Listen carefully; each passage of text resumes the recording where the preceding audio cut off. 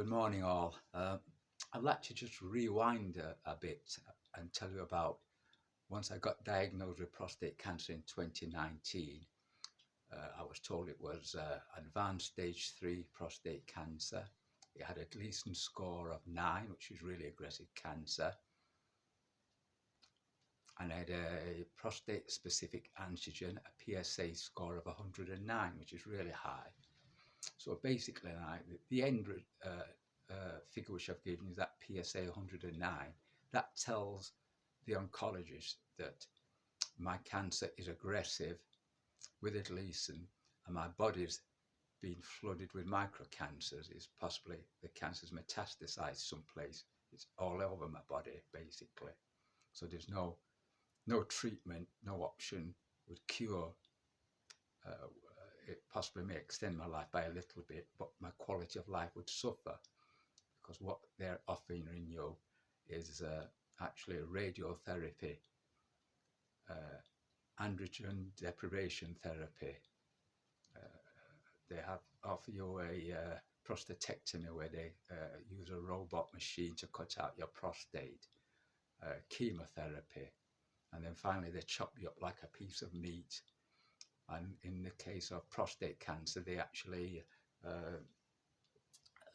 offer you the dreadful scenario of having your testicles removed because that reduces the testosterone, thus shrinking in the prostate cancer and hopefully extending your life. But you have to look at the big picture, everything which you've been told, and ask your oncologist any questions that you're unsure before you jump and you have this done, that done, this done, that done. Because at the end of the day, whatever you have done, there's always going to be a side effect. There's always going to be a payback. And with in my scenario, all those three factors which I've already given to you already, stage 3 advanced prostate cancer, a Gleason score of 9, a PSA of 109, means that there was no hope of me surviving this cancer. It's gone too far for them to extend my life. Yes, they possibly could have extended it, but my quality of life would have suffered by the treatment because it is medieval treatment still. When they use the catchphrase, "we are beating cancer," let me tell you now, it is a lie. We're giving like hundreds and hundreds and hundreds of thousands of pounds to these various cancer foundations and groups and such. Plus the government, because most of them are charities, the government also gives them like hundreds and hundreds of thousands of pounds as well. And the rewards are minuscule because we're still like doing things which they did 70 years ago. And it's medieval treatment for cancer because they haven't managed to crack the basic cancer code of why do we get cancer and why do these cells all of a sudden start to mutate out of control. They haven't cracked that basic code yet. But one of the things which I did notice when I went and had radiotherapy back in 2020 after being diagnosed with my prostate cancer is that the hospital which I went to in Sheffield was Western Park Hospital, Cancer Hospital. And as soon as I entered there, I saw fear. That's the first thing what struck me. I've always done martial arts all my life. Judo, kickboxing, Thai boxing, kung fu, taekwondo, you name it, I've tried it and I've done it. I've always enjoyed that. So I know fear because I've seen it in men's eyes when I've been fighting them. And that's the first thing what hit me, fear, because when you get told you've got cancer, you panic. A lot of people fold and start bawling, which is everybody's different. But I'm not like that. I don't fold, I don't bawl, I accept because my mind is logical. Like I've accepted after I realized, after studying and reading through 2019 and 2020 and reading still, that my cancer was unsurvivable and any treatment option I went for, the side effects would give me problems and my quality of life would it would be absolutely awful. So I decided straight away that I'm not having any treatment. The only treatment I've had is radiotherapy. I've not had the androgen deprivation therapy, not had chemotherapy.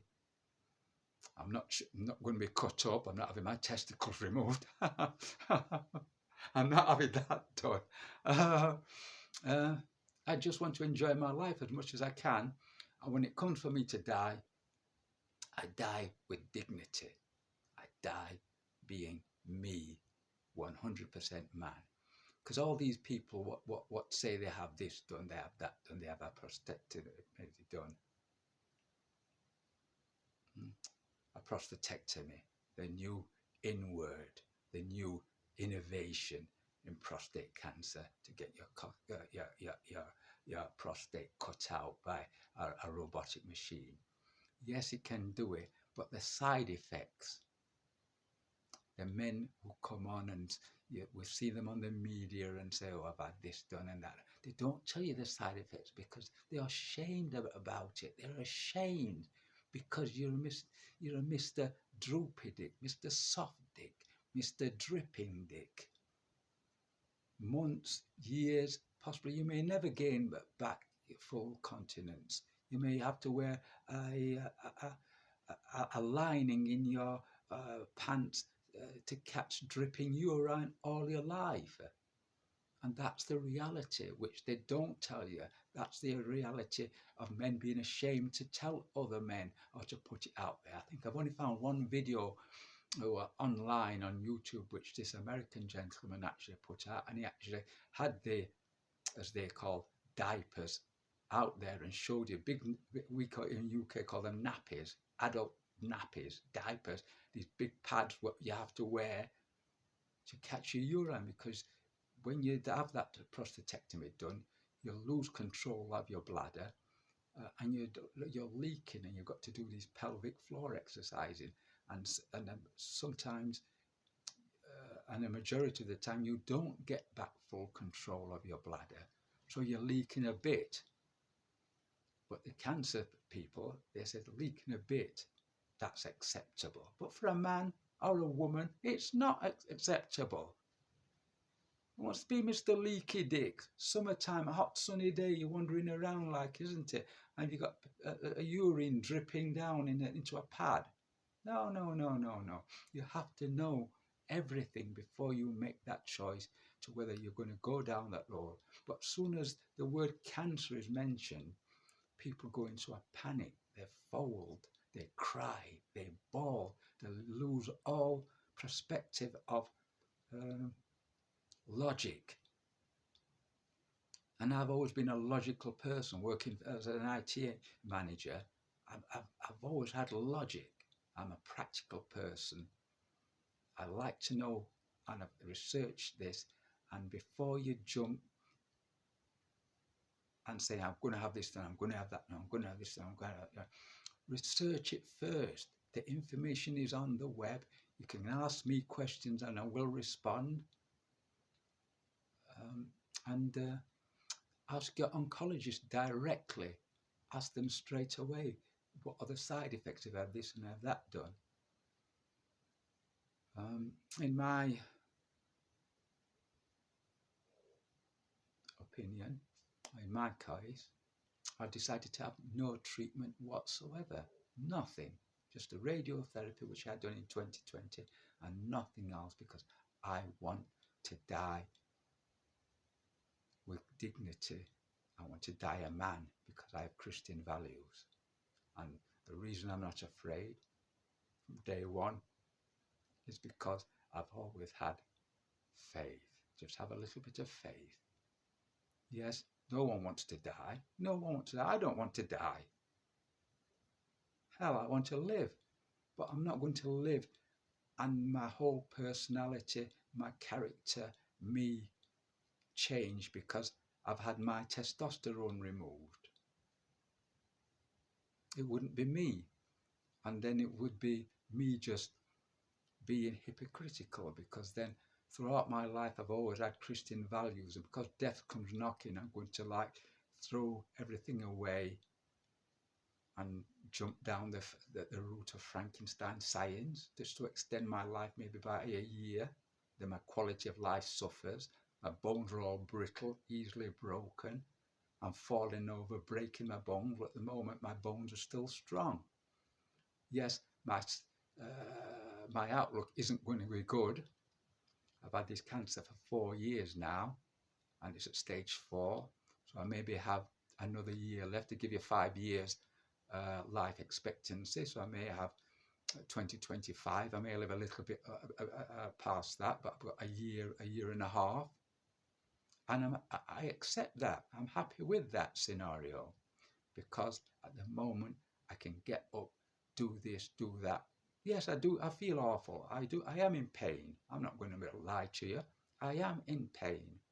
But my will, my strength of will is strong, and I just carry on. And I'd rather do that than be like, brittle bone, have all these side effects and that, and hobbling along, whereas I still can bound along, enjoy my life until I can't enjoy it. And what I'm saying to you is that once you do get that cancer diagnosis, don't just jump, think, research, look, ask questions, find out as much as you can before you take that whatever decision or whatever step you're going to take. Yes, cancer is a killer. When people do give you all these cliches, I'm going to fight the cancer, I'm putting up a good fight. And I watched all these videos online, YouTube, where they're fighting it. And there is no fighting cancer. There is no fighting cancer. It's a natural born killer. That's what it is. All these cliches that come on and they're like thin and good enough, but they're not. Cancer is a killer. It's easy. If they catch it early, you will survive it. But if they catch it late, like they've caught mine late, I've had it growing in my body for over 8 years. My body's flooded with microcancers. There's no chance. And what I'd like to just say to you all, and I keep on stressing this point, is that cancer is a business. It really is. They're conning us, they're lying to us when they said they've made all these leaps and bounds. The treatment which they're still giving to us is medieval treatment, like which they've given 70 years ago, with a little bit of tweak here, a little bit of tweak there. But there's no great advancement in cancer research. So where's all those millions and millions and billions of pounds over the years gone? Gone into the people paying wages for big fancy buildings, big cars, big salaries, big job titles. And that's cancer in 2024. It's just a business. I'm not cynical, I'm not angry, I'm not bitter. I'm just trying to make you open your eyes so everyone is aware that the catchy adverts which we'll see on TV, we are beating cancer. No, they're not.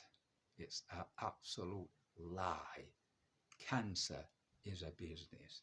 I'll end it there, and I'll put some more videos on once I found out my MRI scan, which I had a full body scan and a scan of my spine. They're just wanting to see how far the cancer has advanced, and I looked at you as to how that has gone. So I'll leave you for now. Have a good day. Be strong, keep strong, and remember what I've said. Cancer is a business, and cancer is a killer. Bye.